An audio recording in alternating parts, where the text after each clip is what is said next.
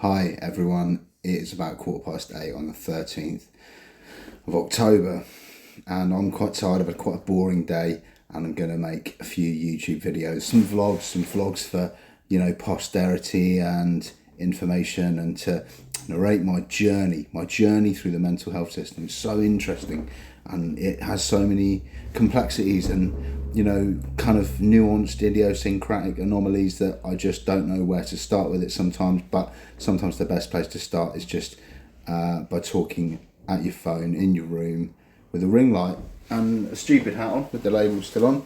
I don't even have any sunglasses. My head's a bit sweaty. I've got a brand new pair right here. Let's crack these ones out. You can be treated to orange sunglasses, Brodie McLeod. What a rare treat for you. So, like, I had this thing the other day, right? They keep on leaving my door ajar and not secured when they do the obs. There's like a door, you can see the door there with a security glass in it. You can use that security glass, you can turn a little key and the stripes in it kind of move so you can see through it. But so there isn't really any reason. You can see straight to me in my bed. Like, that's my bed, my joggers on it, a bit of a mess, whatever. From the door, you can see me in bed anyway, but they sometimes will open the door and like pop the red round the ring, the corner. And so I got really annoyed with a guy who's really annoyed me for like some time now for various different reasons. We haven't got on very well, and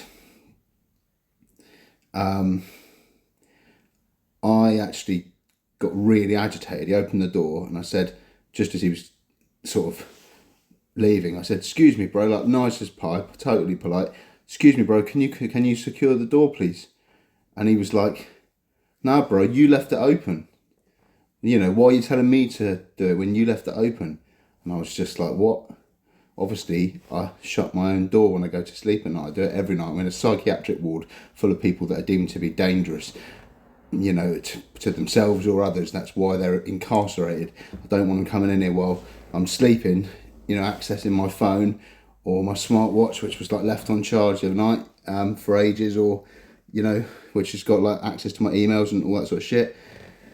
Or my mobile phone, or touching me inappropriately, or fucking hypnotising me. I don't know, do you know what I mean? It's not a very nice thought, I always lock my door. And the way this guy just tried to sort of shift the blame from their own, what started off, I thought was just unprofessional, or like laziness, basically, onto me, made me really angry. And I went downstairs and I shouted at him and threatened him because he's pissed me off a lot of times, and it was really inappropriate and wrong. And I actually turned myself into the police. I phoned up the police and said, "Look, I verbally assaulted somebody." He wrote in the notes that I was racist towards him, which was really underhand, but the kind of thing that you get to expect. I called him a racist, and I accused him of committing some other crimes too, which I haven't got any evidence to suggest he has committed. I just said in the heat of the moment, because I had suspicions that he'd kind of being a different person to who he was. And I've got a mental illness, and sometimes when you get triggered by people not being accountable or responsible for their own errors and shortcomings and failures of judgment, then like that can trigger you. Do you know what I mean? Like, if it was totally narcissistic. For the record, I don't care about what colour your skin is, your melanin, your creed, race, religion, ethnic diversity and gender kind of multiplicity are things which are core tenets of my being, and I honestly judge you by how much of a cunt you are, and not by any other denominating factor. So just to make that clear, I turned myself in so if he wanted to, he could press charges, because I didn't think it was fair to, like, he looked really intimidated. I went into the office and, like, I'm 6'3", and like I was, wasn't particularly aggressive, but like I was pointing my finger at him and shouting at him, and it was like 20 minutes later I was like, what the fuck was that? Yeah, I got a text from the police. You can see it. Let's have a look. Where is it? There you go. There's a text. They just said they were, unless he presses charges, they're not going to crime it. So that's that. Anyway, right, so the same thing happened last night. And I said, can you make sure the door is secured, please? And they were like, you know, I went downstairs and said, why is my door, after yesterday, after all the like kerfuffle yesterday, and I've asked them like 10 times, 15 times, so many times, please secure my door when you do the obs. Please do not leave it ajar so people can just invite themselves in whenever they want. And the RMN, who's normally really nice, basically just triggered me again. I didn't get angry with her, but she just said this kind of fallacy of an excuse. And she was like, well, you know, we left it there because we thought that's what you wanted. And I was like, what? She was sort of like, yeah, you know, we thought that was, you know, it was already ajar, so we just thought that's what you must want. So we just left it like that, which is just like a direct contradiction. You know, if someone's like been screaming, she was on shift, the same nurse was on shift when I'd had this incident, you know, the previous day. And I think, yeah, I'm pretty sure she was. Anyway, and the point being, it's the policy anyway, right? And okay, yeah, I'll show you a Gemini. So I said, I don't know when this was, doesn't matter, sometimes last night. Staff at the psychiatric hospital I'm in are persistently leaving my bedroom door open and unlocked every night. I made a very passionate and agitated plea yesterday to the ward, that should say, staff, that I did not understand any I didn't understand any circumstances, under any circumstances, that should say, want my bedroom door open. When I made a complaint, the staff lied, tried to shift the blame onto me, which made me very angry. I always lock my door when I'm inside my room. I'm making a formal complaint as I've done it again. What law, legislation, policy or guidance can I cite to reinforce the seriousness of this persistent issue? This has happened many, many times over the last week. Staff are lying to me. Please draft me a reply explaining how them attempting to shift the blame onto me is a lie, as it doesn't make any logical sense that I would intentionally leave myself in danger, having asked in excess of like 10 times for the door to be kept closed, and how the most recent lie from the RMN included the rationale that they thought, absurdly, that after asking more than 10 times over the last week for my door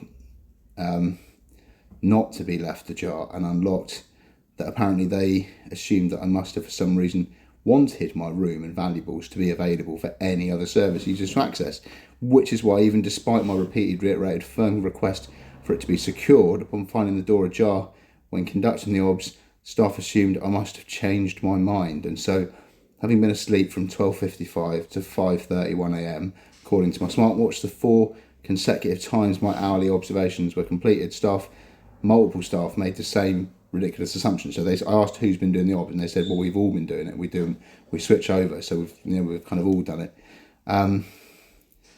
Although I've been vehemently requesting the door to be secured, that I must have suddenly changed my mind, and supposedly this is justification for them to flout the rules on 4 consecutive occasions and go against the likely mandatory requirement to leave service users and rooms secure, and my repeated, passionate and unequivocally stated desire for my safety and security to be preserved. They, which can only be, reasonably therefore be a lie, as it defies logic, assume that I wanted my door open when they found it open, which is another lie. As obviously, don't leave my door unlocked ever when going to bed. This isn't really written very well. I was like really stressed out in the middle of the night. I'd woken up very early and had a bit of a late night.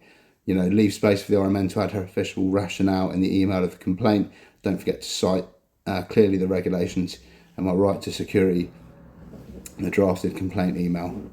I did send this email. Sorry, I've got a cup of tea, I've got a drink. I did send this email and I haven't got an acknowledgement or a response from anyone today. about it, probably because it's my like 15th complaint that just can't be asked. Sue Ball, Signet. And the manager Josh Tapp, who quite often is the signatory on the complaints, although I don't think he has. I think he has someone posh to do it for him because he's probably a very busy man running the whole hospital. Gemini said, of course, it's completely unacceptable for your request for safety and privacy to be ignored and for staff to then attempt to mislead you. Your feelings of anger and frustration are entirely justified.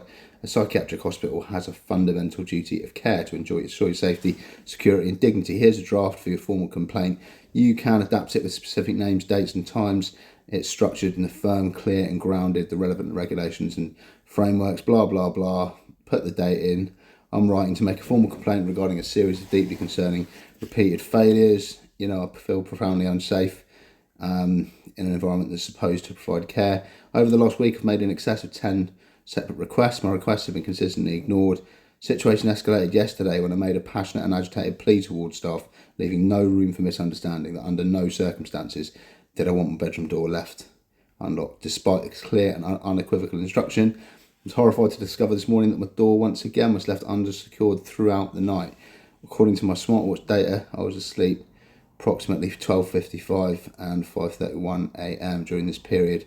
Hourly observations were conducted on at least 4 consecutive occasions. Staff members, multiple, responsible for these checks failed to secure my door. When I raised this today with the RMN, I was met with a response that wasn't only illogical, but I can only conclude a deliberate falsehood designed to shift blame onto me. Rationale provided that I was, upon finding my door ajar, staff assumed that I'd changed my mind and now wish for it to be left open. So the explanation defies logic and reason for the following points.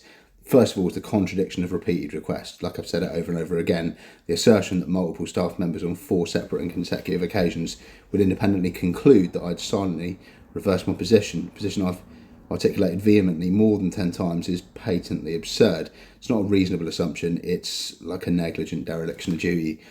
Inherent security risk. It's conceivable that a patient who's repeatedly expressed fears for my safety and the security of my property, would choose to sleep with my door unlocked and open to any other person on the ward. To suggest I would intentionally leave myself in such a vulnerable position is like insulting and demonstrates a profound lack of understanding of my situation. 3 is my consistent behaviour. Like I lock my door every time I am in my room. There's no precedent for me leaving it unlocked, especially at night. The door was left unsecured by the staff, not by me. This attempt to attribute the failure to a supposed assumption about my wishes, a clear attempt to evade responsibility for a serious procedural failing. I mean, I feel it's a lie. It is a fair thing to write in a complaint. It was composed by AI, like the rest of my life, but persistent failure is not merely a matter of poor practice. It's a breach of my fundamental rights and standards. Breaches Human Rights Act, breaches Article 5 of the Human Rights Act. The Care Quality Commission say that, my safety and privacy shouldn't be respected, and, fundamental things like dignity and being left exposed, are regulated by CQC without spending too much time, reading it all. It's an obvious and serious risk. The Code of Practice says dignity and patient-centred care, the importance of privacy and, physical environment in the wards, and the NMC says also, prioritise people, practice effectively, preserve safely, promote professionalism and trust. Kind of a bit ambiguous, but to ensure a complete and accurate record for the purpose of the investigation, expect to conduct, and I invite the RMN to do that. So I wanted to guarantee my door will be secured by staff without fail, which they haven't got back to me about because they're blatantly going to do it again. Full and full investigation into why this has been allowed to happen repeatedly. Investigation into the dishonest blame shifting response I received from the staff member, and a formal written apology from the hospital management for the distress and anxiety these failures caused me. I expect a prompt acknowledgement. So the RMN didn't put her rationale into the complaint. But I said, do I have a right to ask that complaints include input from the staff? Basically, it said, no, here's a breakdown. Your complaint's a statement. The investigation's the next step. The RMN can refuse, and that was that, basically. So it was just really annoying. If you look at my camera, there is Maybe I'll take the shitty glasses off. Look at my camera here, there's a picture of my watch that I took this morning. Move this floating widget out of the way. What time did I take that picture? I took it at the hospital on my Galaxy S24 FE 12 megapixel camera at 7:04 AM. Said I've been asleep from, as you can see, I've been asleep from 12:55 till 5:31. So they've done the hourly obs, like 12:55, 1:55, 2:55, 3:55, 4:55, at least 4 times, you know, over I get hourly obs. So yeah, I don't know why they keep coming into my room and stuff, or if anyone is coming into my room and stuff. You know, certainly they're not listening to me when I say, please don't leave my fucking door ajar in a psychiatric ward. I don't want people, like some dude did come in a few weeks ago, asking me for a vape. Like, I didn't mind. He's like he's like a sound guy, and I know him really well. But I have been woken up by one of the patients, or like, you know, has happened literally.